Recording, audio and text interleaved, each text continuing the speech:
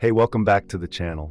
Today I will share an astonishing journey that might just change how you view faith, life, and what follows after we leave this world.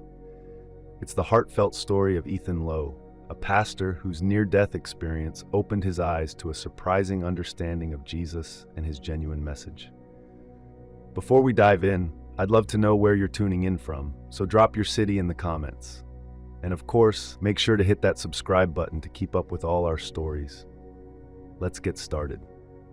I'm Ethan Lowe, a 52-year-old husband and father of 2 grown kids. For the past 25 years, I've shared my life with my wonderful wife, Elizabeth. My roots are in Louisville, Kentucky, where I grew up and still call home. For over 20 years, I donned the pastor's hat at our local Baptist church, a calling passed down from my father. My entire world has revolved around faith, community, and family. Growing up, biblical teachings were part of my life, and I always thought I had a firm grasp on the divine and His desires for us. My days as a pastor were busy yet fulfilling. Crafting sermons, visiting church members in hospitals, conducting weddings, and overseeing funerals kept me on my toes. I was seen as a source of support and wisdom, someone the congregation could rely on during their toughest times. I took great pride in my role, convinced it aligned perfectly with God's plan for me. My preaching style was rather traditional and conservative. I often stressed the need for obedience to God, living a righteous life, and placing faith in Jesus Christ as the sole path to salvation. I firmly believed that each of us had a purpose, and that with prayer and unwavering faith, we could conquer any challenge that came our way. Life was typically calm and routine. Mornings began with breakfast alongside Elizabeth, followed by a day at the church office. Evenings were often spent with my family, participating in Bible study groups or visiting congregation members. Sundays, of course, involved delivering my sermons with fervor. Yet, I never imagined that everything I believed could be so radically altered. I thought I understood the truth and was living it completely. But then, a life-changing experience came my way. One that would shake the very core of my faith and lead to a dramatic shift in my worldview. What I'm about to recount is something that has transformed my life in ways I never thought possible. I have a remarkable story to share, one that might surprise you. But trust me when I say it's all true, at least to my recollection. It's about a near-death experience that not only brought me face to face with the concept of the afterlife, but also transformed my understanding of God, faith, and the very purpose of our existence. So picture this. It was a typical Tuesday. I had spent the earlier part of the day in my church office, shaping up a sermon for the upcoming Sunday. The focus was on trusting in God's plan, especially during tough times. Little did I know, I would soon find myself really testing that belief. Around 2 p.m., my phone rang. On the other end, I heard a shaky voice introducing himself as Benjamin Clark. He shared that his father was in the hospital, critically ill, and his last wish was to speak with a pastor.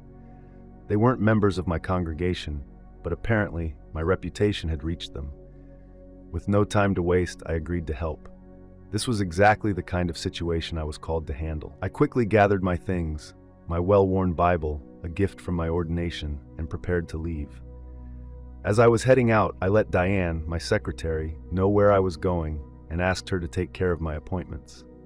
On my way to the car, I crossed paths with Elizabeth, who had just returned from grocery shopping. I briefed her on the situation and promised I'd be back for dinner.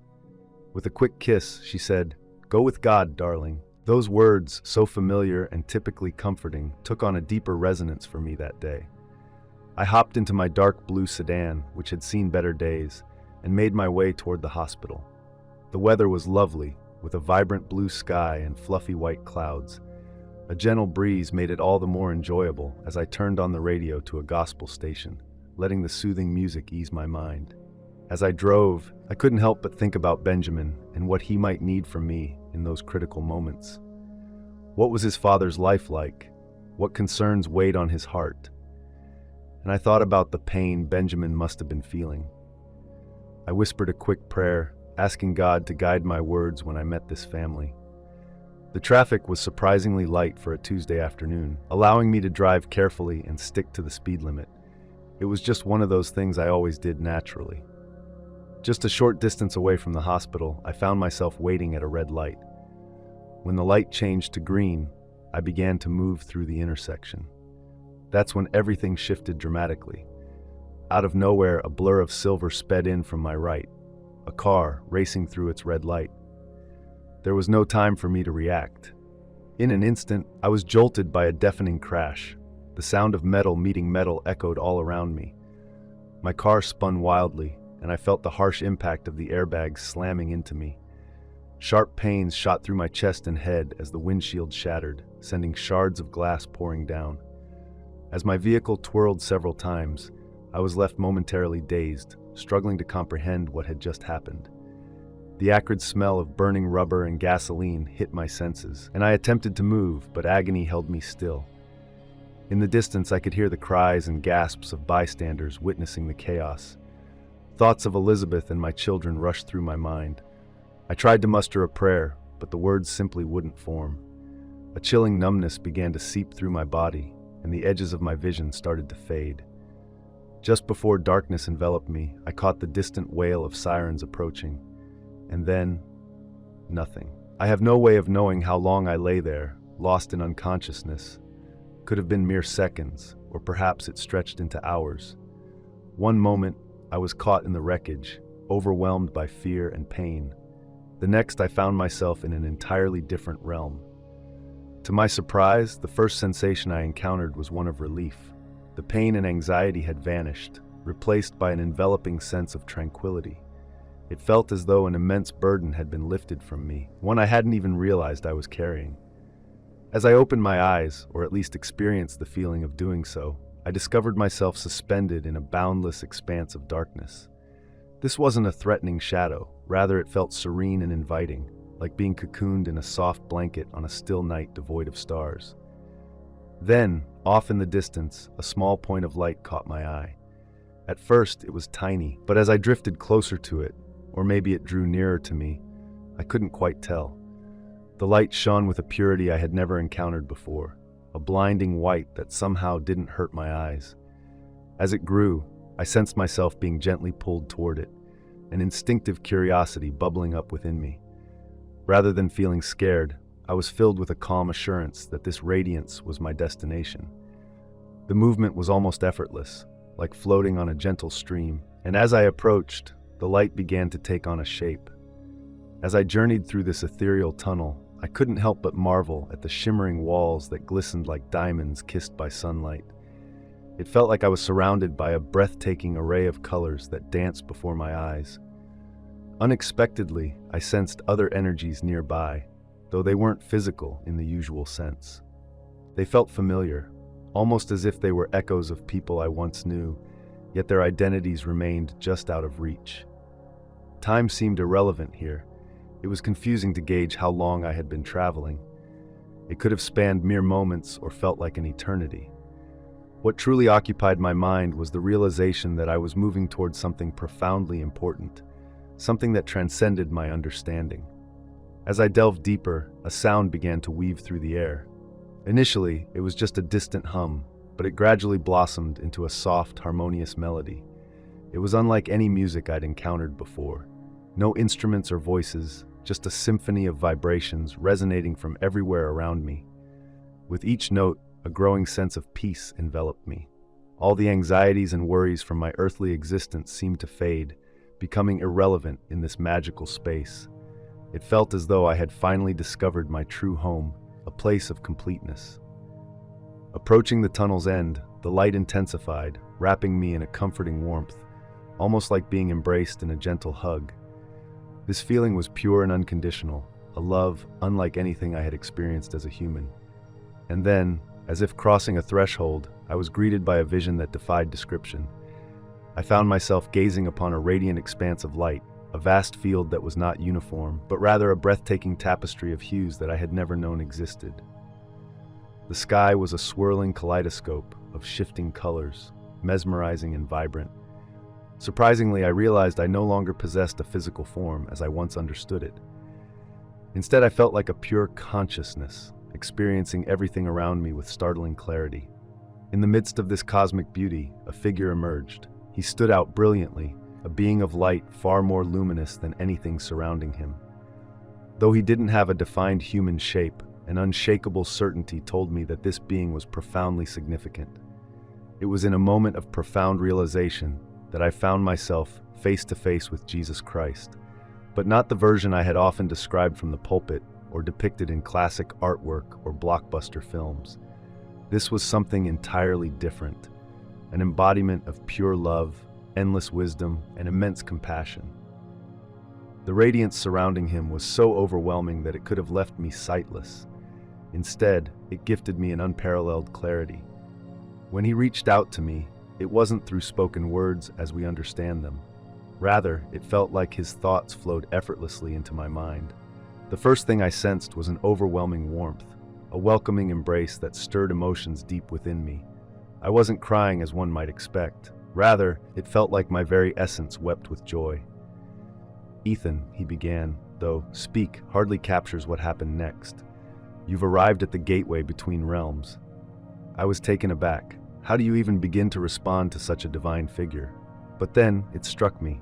I didn't need words to convey my feelings. My very being was laid bare before him. In what felt like a deep internal connection, Jesus smiled, not in a physical sense, but spiritually, as if I could feel a gentle warmth enveloping me. "You have countless questions, Ethan," he continued, "and some beliefs that might need reevaluation." At that moment, a wave of shame washed over me. My years spent in ministry, preaching with certainty and passion, felt trivial compared to this incredible presence. Yet Jesus radiated understanding and forgiveness, instantly lifting the weight of my shame. "There's no need to feel ashamed, Ethan. Every soul travels its own path, and yours has led you here. It's time to broaden your perspective." That was just the beginning of a profoundly transformative experience. He shared with me visions of the universe and the intricate web of creation, illustrating how everything is interconnected. I witnessed the entirety of humanity's story unfolding, not as a simple sequence of events, but as a rich tapestry woven from choices, repercussions, and growth. The notions of heaven and hell I had preached about seemed woefully simplistic when contrasted with the vast and beautiful truth I was being shown. Judgment, I learned, isn't a sentence decreed by a distant deity, but rather a natural outcome of our own actions and spiritual evolution. Jesus illuminated the idea that love, not fear, rigid obedience, or prescribed rituals, is the most powerful force in existence. I could see clearly how each act of kindness and each moment of compassion sent ripples through the fabric of creation, igniting waves of light and harmony. "Ethan," he communicated, "you've spent, it was one of those moments when everything suddenly clicked into place." I looked up, and it felt like my spiritual vision had cleared. No longer was I seeing Jesus as some distant figure looming over me with judgment. Instead, I felt his presence, warm, loving, and ever-present. It was such a shift, feeling that deep compassion wrapped around me, guiding me with a love that never wavered. But then, my mind couldn't help but wander back to the teachings I had clung to for so long. "What about sin and judgment?" I asked, glancing toward my pastor. I still felt tethered to those old beliefs. Jesus, however, responded with a kindness that took me off guard. "What you call sin is really just the result of misunderstanding and a lack of love," he said gently. "The real judgment doesn't come from me or the Father. It comes from within yourselves. As you grow in awareness, you'll see the truth." Talk about a revelation. I had spent my life preaching about a punishing God and the virtues of righteousness, but here was Jesus revealing a much kinder truth. I had to ask, what does salvation mean then? I felt as if my whole belief system was crumbling around me. His answer surprised me. Salvation isn't a one-time event, it's a continuous journey, one of growth, understanding, and love. Every soul finds its way back to the light, even if it takes numerous lifetimes.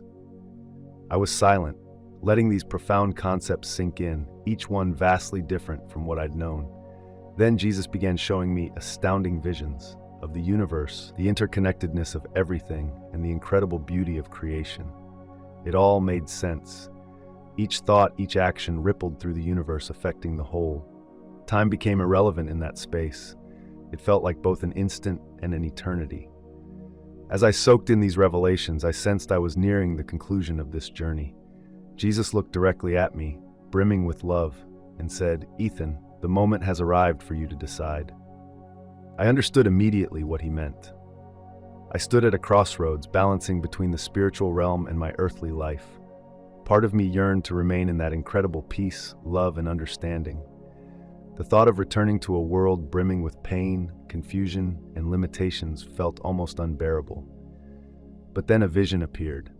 I saw my family, Elizabeth crying in a hospital room, my children racing through the hallways, their faces painted with fear and worry. I could almost hear my congregation gathered, desperately praying for my recovery. "You still have work to do, Ethan," Jesus said softly, breaking into my thoughts. "Your journey isn't complete." I took a deep breath. It was so hard to process everything I'd just encountered.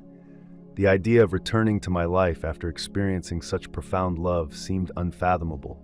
How could I go back, knowing what I now knew? Just then, I felt an encouraging presence. It was as if Jesus were smiling at me, saying, "This is why you need to go back. You have so much to share. Your journey is about spreading love and understanding." A wave of clarity washed over me. My time there wasn't just for my own enlightenment. It was a gift meant to help others discover the beauty of divine love too. With that realization, I finally replied, "Okay, I understand now. I will return." As I accepted my mission, Jesus wrapped me in an embrace filled with light and warmth. His words resonated deeply. "Remember, Ethan, I'm always here for you, not as a judge, but as a friend who cares." Those words lingered in my heart as I felt myself being drawn back. The bright light that surrounded me began to dim, and I felt a pulling sensation, like being pulled through a tunnel, but in reverse this time. The transition back to the physical world felt disorienting. One second I was surrounded by love, and the next, a sudden jolt of pain and confusion overwhelmed me. Sounds rushed in, continuous beeping of machines, muted voices, and hurried footsteps. Then, there was that unmistakable clinical odor, sterile and antiseptic. Slowly, I mustered the strength to open my eyes. The fluorescent lights above were harsh, painfully bright compared to the gentle illumination I had just experienced. As I blinked and adjusted, shapes began materializing around me. Suddenly, Elizabeth's tear-streaked face came into view. Relief flooded her expression when she saw that I was awake. "Ethan!" she exclaimed, her voice a blend of joy and shock. "Oh, thank God!"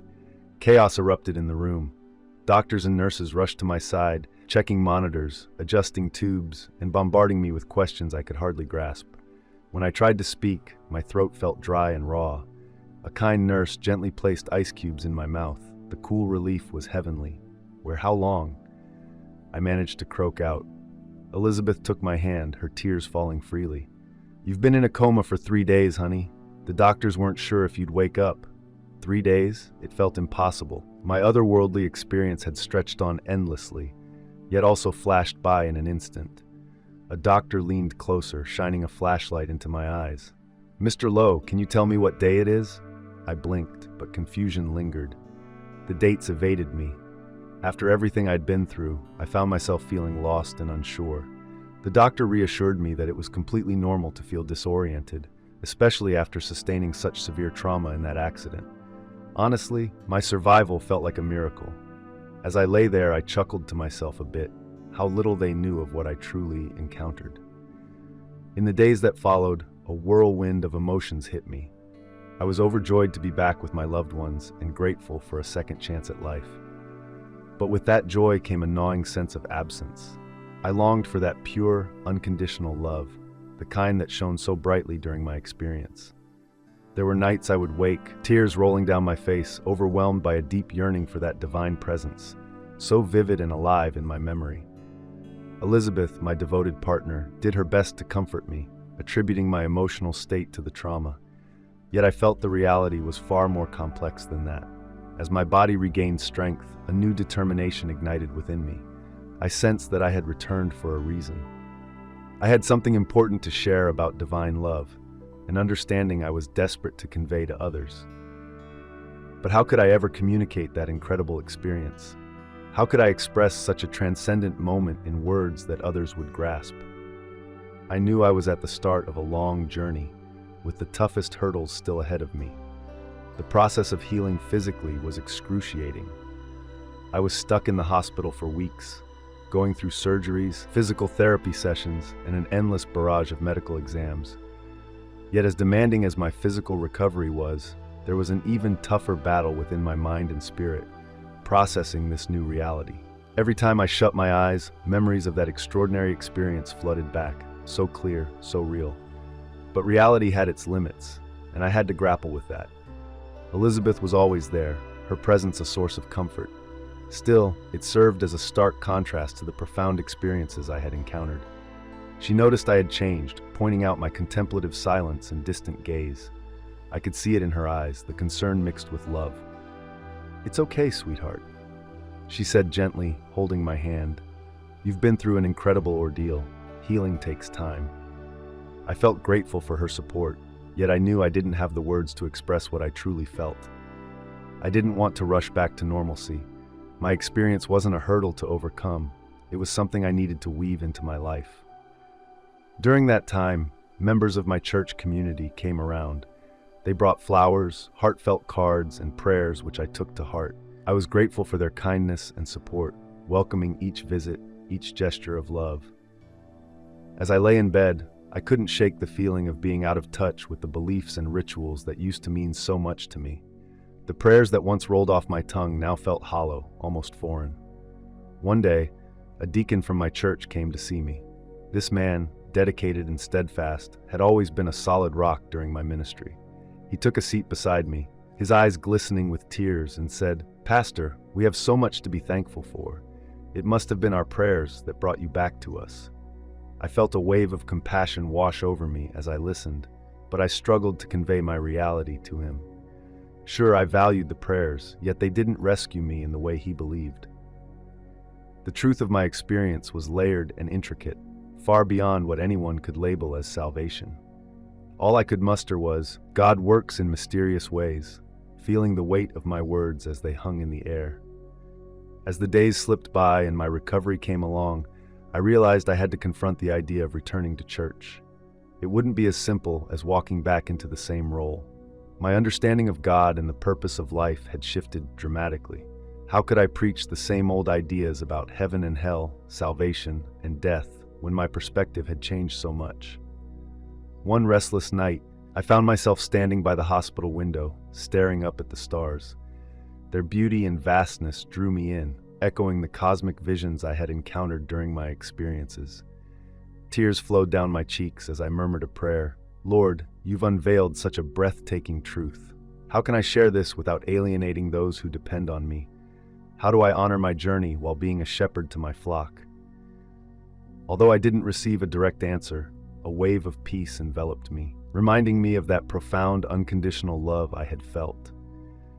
It dawned on me then, my mission wasn't to have all the solutions, but to communicate a deeper sense of love and a broader understanding of life. I returned to bed with a newfound sense of focus and determination. Sure, the future looked daunting, but I knew I wouldn't face it alone. The presence I had encountered in the afterlife lingered with me, guiding and supporting me. I drifted off to sleep, realizing that my real work was just beginning. Finally, the day came for me to step back into church after weeks of recovery and introspection. Physically and emotionally, I felt ready, or at least as ready as I could be. When I walked through those doors, I knew it was a significant moment. On that Sunday morning in Louisville, Kentucky, the moment I stepped into the sanctuary, I was met with a heartwarming scene. A standing ovation greeted me, filled with smiling faces and teary eyes. It was a sight that filled me with gratitude. Banners that read, "Welcome back, Pastor Ethan," adorned the walls, and the collective love and support from everyone present was almost overwhelming. As I made my way to the pulpit, each step reminded me of the journey I had recently traveled, both physically and spiritually. The congregation was filled with familiar faces, people whose weddings I had officiated, children I had baptized, and families I had guided through both life's joyous moments and its heartaches. Everyone was eager to listen to what their pastor had to share. Taking a deep breath, I began, "My dear brothers and sisters in Christ, it fills my heart with gratitude to stand before you today. I'm thankful for life, for this second chance, and for the opportunity to be with you all." I felt the gravity of my forthcoming words weighing upon me. You've all been inquiring about what I experienced in recent weeks, whether I spotted a light or found a presence of God, I continued. And indeed, I encountered something profound. It was a transformation unlike anything I've ever spoken about or taught. I noticed a wave of curiosity and a hint of confusion ripple through the crowd as I pressed on. I found a love so immense and unwavering that it bursts the confines of our limited understanding of divinity. The universe, I learned, is far more expansive and magnificent than we could have ever envisioned. Our spiritual journey is intricate and lovely, far beyond the simplistic notions of being saved or damned. The air in the room shifted. I could see some concerned expressions, while others seemed intrigued. I understood the ground I was navigating was precarious, yet I felt compelled to proceed. For so long, I have preached about a God of judgment, one who sorts people into the saved and the damned. But what I encountered was a God of boundless love, a love that encompasses all of creation, no exceptions. I caught sight of Deacon Johnson, a traditional supporter of my ministry, visibly uncomfortable, his frown deepening with each word I spoke. I realize this may strike some of you as unusual, possibly even heretical. Yet I urge you to open your hearts and minds. What I've learned doesn't lessen our faith, it expands it. It doesn't minimize God's power, it magnifies it in ways beyond our comprehension, I said, pausing to scan the audience. Some expressions were puzzled, others skeptical, but amidst the varied reactions, I also noticed flickers of curiosity and even a shared recognition in a few faces. As I look back on those Sundays that followed my return to Louisville, Kentucky, there's so much to unpack. I'm not trying to push my ideas onto anyone, just hoping to invite folks to journey with me towards a richer understanding of divine love. I wrapped up my sermon with a heartfelt prayer, asking for open hearts and guidance for all of us. When I finished with an amen, a hush fell over the room before the congregation slowly reacted. After the service, as I stood at the exit greeting everyone, I could sense a whirlwind of emotions buzzing around. Some people welcomed me with heartfelt hugs, clearly happy to see me back, while others seemed to drift away, avoiding my gaze entirely. An elderly woman named Mrs. White held my hands in hers, tears glistening in her eyes. "Pastor, I didn't grasp everything you spoke about today, but there was a new feeling, something wonderful," she told me. Then there was Deacon Clark. He approached me with a furrowed brow, looking rather serious. "Ethan, we really need to have a talk about your sermon. Your message is raising some concerns." I nodded, fully aware that this was just the opening chapter of the hurdles I would have to overcome. "Of course, Deacon. Let's find a time later this week to chat," I replied. Once the last person left, I locked up the church doors and sank into the front pew. I felt utterly drained, but also stirred with a sense of purpose. As I sat in the silence, I remembered how tough it is to challenge beliefs that have been held for so long, especially in such a traditional setting. Yet, that quiet atmosphere brought back the peace and love I encountered during my near-death experience, as if a gentle voice were reassuring me, saying, "You're on the right path. Keep sharing the love." Walking out of the church that day, I knew my real journey was only just beginning. The weeks that followed were a roller coaster of emotions and trials. As I continued to speak about my experiences and the fresh insights they brought me, reactions varied wildly, both within the church and out in the community. Some individuals received my stories with warmth and enthusiasm. They saw it as a chance to enrich their faith. A young mother named Sarah, always involved in church activities, spoke to me after one sermon saying, "Pastor Ethan, your words are revitalizing my faith. I always sensed there was something more, and now I'm starting to grasp it." However, not everyone felt the same way. Some of the more traditional members were truly troubled by my evolving teachings. Deacon Clark, in particular, had strong reservations. During a heated meeting at the church council, Ethan Lowe found himself in the hot seat. He boldly voiced his concerns, claiming that Pastor Ethan was straying from the traditional teachings they had always upheld. The atmosphere in the church was thick with tension as families that had once been tight-knit started to split over differing beliefs. There were Sundays when I would scan the crowd and notice empty seats, a stark reminder of those who had chosen to walk away from us and the message I was delivering. Yet for every member who left, it seemed like there were just as many newcomers, eager to hear what I had to say. Curiosity brought some former members back, people who had left behind their church experience in search of something deeper, something more fulfilling. Other attendees were spiritual explorers who had never quite fit into the typical mold of organized religion. One Sunday after the service, a stranger approached me, his eyes glistening with emotion. He spoke with vulnerability, sharing how he had distanced himself from church life years ago, unable to reconcile his beliefs with a harsh, judgmental deity. But what I preached about, a God embraced by unconditional love, struck a chord within him. It was moments like this that fueled my determination to push forward, despite the rising controversies surrounding me. However, the pressure was relentless. Sleepless nights became a routine as I wrestled with the challenge of being authentic to my journey, while not completely isolating those who still clung to the older way of thinking. Through it all, Elizabeth, my wife, stood by my side like a solid anchor. Though she was trying to navigate her own confusion about my transformation, her unwavering support was invaluable. I remember one night, feeling utterly defeated with my head in my hands at the kitchen table. Elizabeth walked over, resting her hand gently on my shoulder. "Ethan," she said softly, "I know this path hasn't been easy for you, but I can see how much more vibrant and full of love you are now. No matter what happens, you are truly following your heart and your conscience." Her words lifted me, reminding me of the beauty of love, an understanding I had come to see as a reflection of the divine. As the months rolled by, I noticed a gradual yet profound shift, not just in the community around me, but within myself as well. The rigid structures of dogma that once held my faith captive began to fade away. They were replaced with a more compassionate and flexible approach to spirituality. My sermons shifted focus. Instead of dwelling on rules and judgment, they blossomed into messages centered around love and compassion. When I think back on my journey, it feels unbelievable. It was around a year after my return that I experienced a pivotal moment. I was in my office one day, just doing my usual tasks, when my phone rang. On the line was a producer from a national radio program focused on spirituality. They had caught wind of my story and the evolving atmosphere of my church and wanted to interview me. Honestly, I was filled with a mix of nerves and excitement. This was big. The thought of sharing our message with a broader audience felt like a turning point. Looking outside at the stunning sunset, all those vibrant colors reminded me of the incredible light I had experienced during my near-death episode. It brought a smile to my face.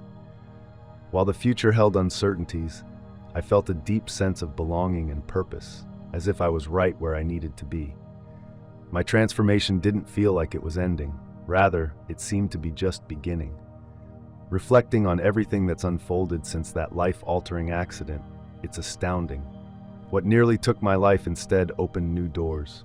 Through my experience, I gained fresh insights, a revised purpose, and a revitalized community. The church, once bound by strict rules and a literal interpretation of Scripture, had blossomed into a lively and welcoming place for all. Now we embrace everyone, no matter who they are or what they believe. Our services have evolved as well. Beyond the traditional prayers and hymns, we incorporate meditation, open conversations, and even sacred dances.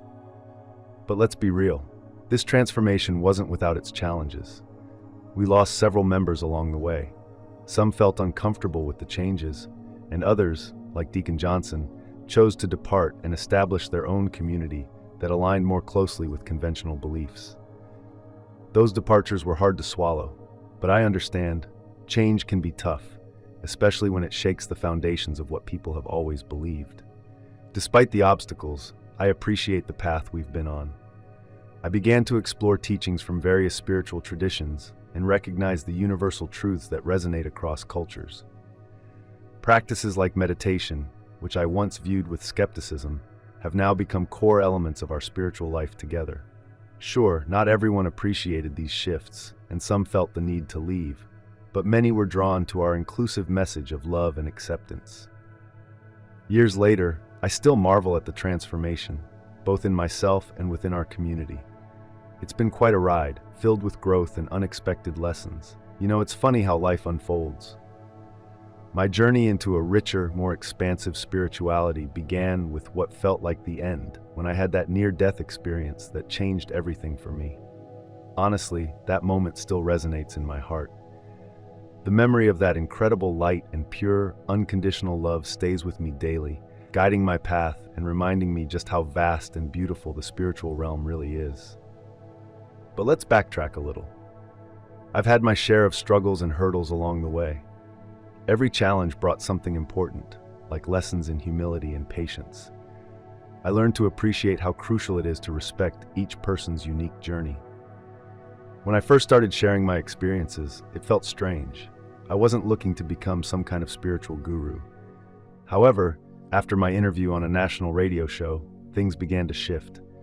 Invitations poured in, from conferences to writing opportunities. The idea of sharing my story became something bigger than myself, a way to help others explore and expand their own understanding of spirituality. My family has been a huge part of this transformation. Elizabeth, my wonderful wife, initially had her doubts about my experiences, but over time, as we journeyed together, exploring various spiritual practices and studying different religious traditions, she transformed alongside me. We both dove deeper into a more mystical approach to the divine. Our children, now grown and with families, each had unique reactions to our new path. My daughter embraced this fresh perspective wholeheartedly, even pursuing energy healing as a practitioner. My son, on the other hand, took a bit longer to come around. He held on to the more traditional beliefs we raised him with, but eventually he started asking questions and seeking his own spiritual truth, which brought us closer together. Looking back, I can see how every twist and turn, every moment of doubt served a purpose. They were necessary steps on this journey. Everything culminated into a beautiful mosaic of seekers, an eclectic group of former atheists, Buddhists, and those disillusioned with organized religion, all intertwined by the shared desire to delve into something more inclusive and meaningful. Ultimately, as we journey through life, the truth is accessible to all of us. We don't need a near-death experience to connect with that profound reality. It's already here, waiting for us to open our hearts and minds. This divine love is not something distant. It flows through each of us, uniting us with the entire cosmos. As I wrap up this reflection, I feel overwhelmed with gratitude for the chance to share my story. My hope is that it resonates with you in some way and perhaps even inspires you to embark on your own spiritual exploration. Embrace your unique spiritual paths with bravery and an open heart. Never forget that you are incredibly loved and that love is everlasting. This is the most profound lesson I've encountered in my own journey, and it's something I'm eager to share with everyone around me.